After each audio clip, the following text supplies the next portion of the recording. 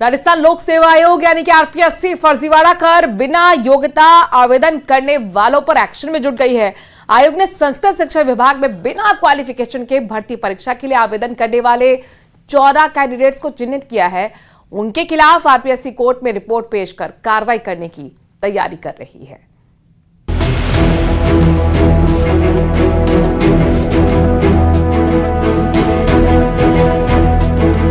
परीक्षा में फर्जीवाड़ा करने वालों पर एक्शन की तैयारी। बिना क्वालिफिकेशन आवेदन करने वालों पर होगी एफआईआर।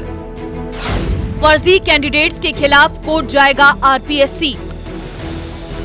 अलग अलग परीक्षाओं में पेपर लीक और फर्जीवाड़े के आरोपों से घिरा राजस्थान लोक सेवा आयोग अब अपनी छवि सुधारने की कोशिश में लगा है।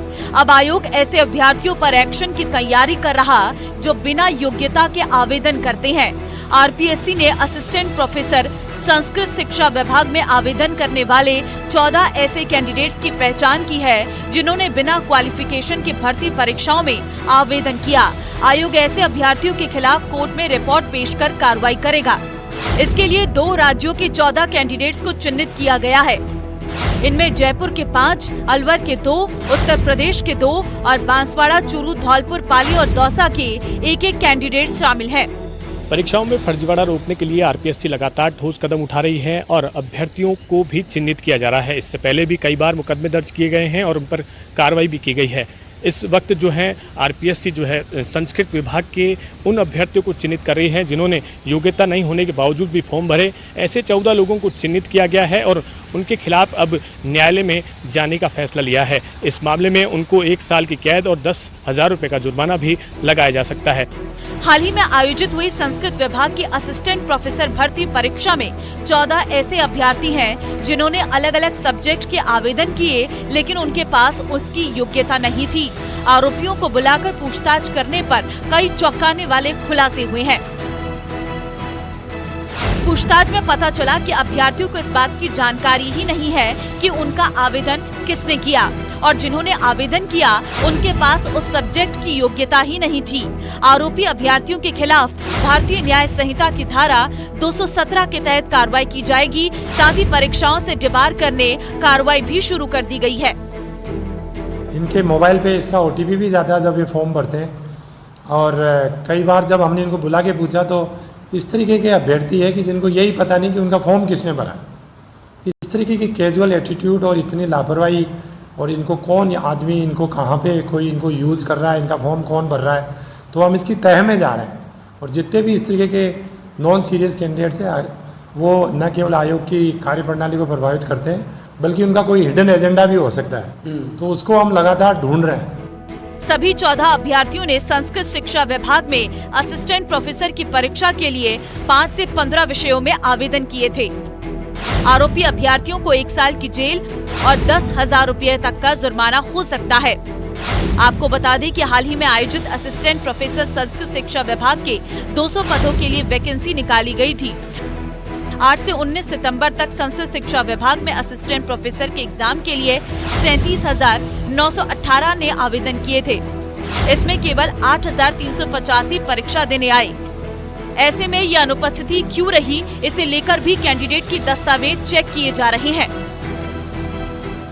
वहीं आरपीएससी के सेक्रेटरी रामनिवास मेहता का कहना है कि ऐसे लोग परीक्षाओं में व्यवधान पैदा करते हैं और इनके कारण कई खर्चा भी होता है। लाखों रुपए का खर्च जो है इनके कारण होता है। ऐसे में परीक्षाओं पर अंकुश लगाने, नकल रोकने और फर्जीवाड़ा रोकने के लिए लगातार ठोस कदम उठाए जा रहे हैं। इसी कड़ी में इस कदम को भी माना जा रहा है जिससे कि शुचिता के साथ परीक्षाओं का आयोजन किया जा सके। कैमरा पर्सन कौशल सेन के साथ अशोक सिंह, न्यूज़ 18 अजमेर। प्रदेश में मिलावट के खिलाफ हो रही कार्रवाई अब सवालों के घेरे में आ गई है। पहली बार एक ढाबा संचालक की ओर से सैंपल के रिजल्ट आने से पहले वीडियो जारी करने पर खास सुरक्षा विभाग को घेरा गया है।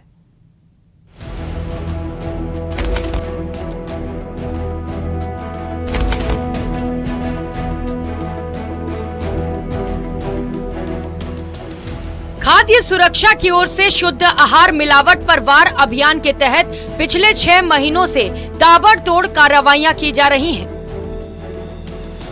बड़े बड़े रेस्टोरेंट हो या फिर मिठाई शॉप या जूस सेंटर, विभाग की कार्रवाइयों से कोई भी अछूता नहीं है। खास बात यह है कि निरीक्षण या फिर छापे के लिए गए सैंपल के रिजल्ट आने से पहले ही हो रही बदनामी से व्यापारियों में दहशत का माहौल है। लेकिन अब विभाग की ओर से की जा रही बदनामी के खिलाफ आवाज उठने लगी है। फिर मेरी दुकान में घुस गए, जांच की, वह वीडियो बनाने लग गए। मेरे द्वारा उन्हें रोका गया कि आप वीडियो नहीं बनाए, इससे मेरी इमेज पे, मेरे धंधे पे फर्क पड़ेगा। वह नहीं माने और उन्होंने वीडियो बनाया। एक कलर का उनको डब्बा मिला, वो मुझे बोले ये कलर दीवारों पर यूज लिया जाता है। दीवारों पे कलर जो यूज लिया जाता है वो कलर अलग होता है, होली पे जो कलर यूज होता है वो कलर अलग होता है। ये जो कलर इनको यहाँ से मिला है ये ना तो सब्जियों में यूज लिया जा रहा है, ये केक व पेस्ट्रियों पे यूज लिया जाता है जो मल्टीनेशनल कंपनियां बना रही है। आज हर घर के अंदर कोई भी मसाला या नमक यूज लिया जा रहा है वो मल्टीनेशनल कंपनियां ही बना रही है, हम तो खुद बना नहीं रहे। अगर आपको छापा मारना है या कार्रवाई करनी है तो आप मल्टीनेशनल कंपनियों पे कार्रवाई करें। बता दें कि मीडिया में खबर आने के बाद ढाबा संचालक ने खाद्य सुरक्षा विभाग की कार्रवाइयों पर सवाल उठाए हैं। ढाबा संचालक का कहना है कि सैंपल की रिपोर्ट आने से पहले क्यों बदनाम किया जा रहा है।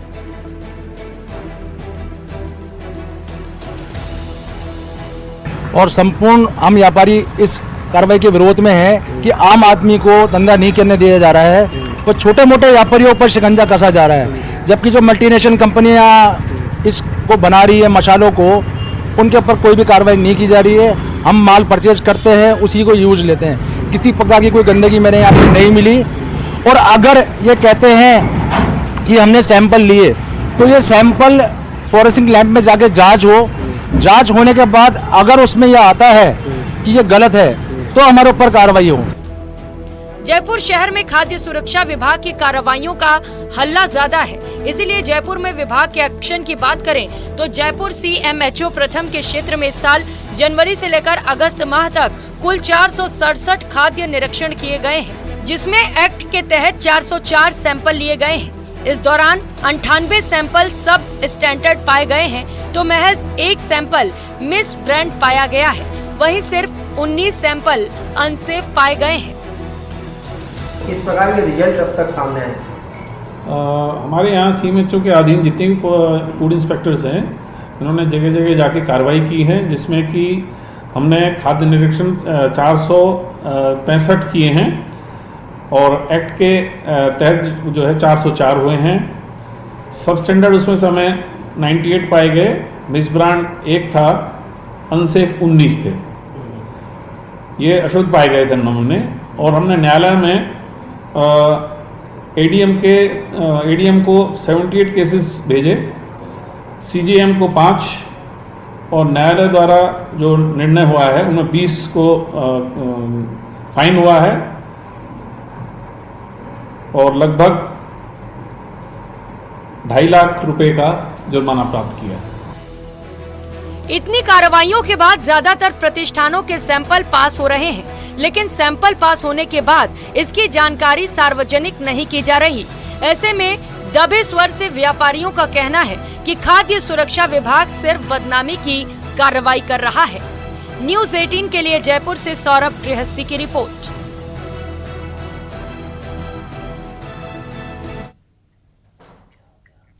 भरतपुर जिले में एक ऐसा गांव है जो आइलैंड में तब्दील हो चुका है। 80 घर पानी में डूब गए हैं। लोगों का जीना मुहाल हो चुका है। पानी से घिरे इस गांव के लोगों की स्थिति क्या है, आपको रिपोर्ट में दिखाते हैं।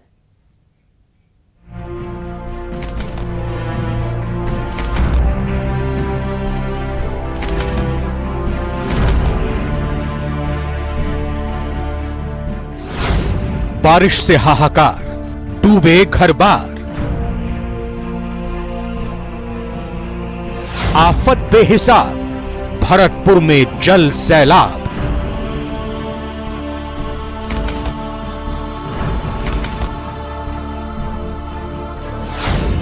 गलियों में चली नाव, बाढ़ से घिरा गांव।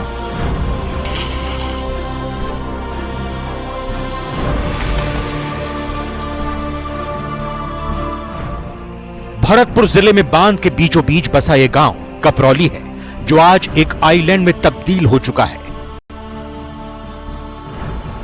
गांव में लगभग 80 घर हैं, जो अब अजान बांध के पानी से चारों ओर से घिरे हुए हैं।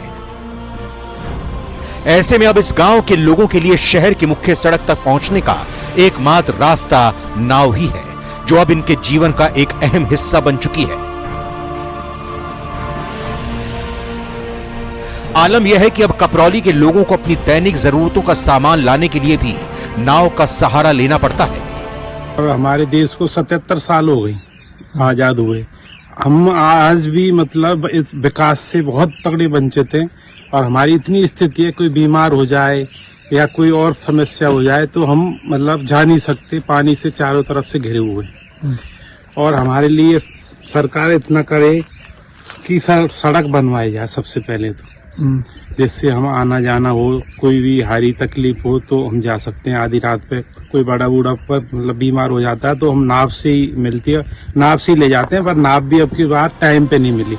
ये गांव जिला मुख्यालय से महज 15 किलोमीटर दूर है, लेकिन यहाँ के लोगों को करीब 2 किलोमीटर नाव से सफर करना पड़ता है।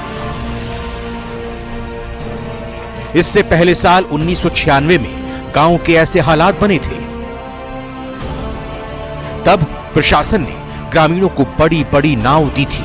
हालांकि इस बार प्रशासन की तरफ से सिर्फ 2 छोटी नावों की व्यवस्था की गई है, जिससे एक बार में ज्यादा लोग सफर नहीं कर पाते हैं। भरतपुर से न्यूज़ 18 के लिए दीपक पुरी की रिपोर्ट। और इसी के साथ मारो राजस्थान में आज के लिए इतना ही। आगे देखिए बिग ब्रेकिंग।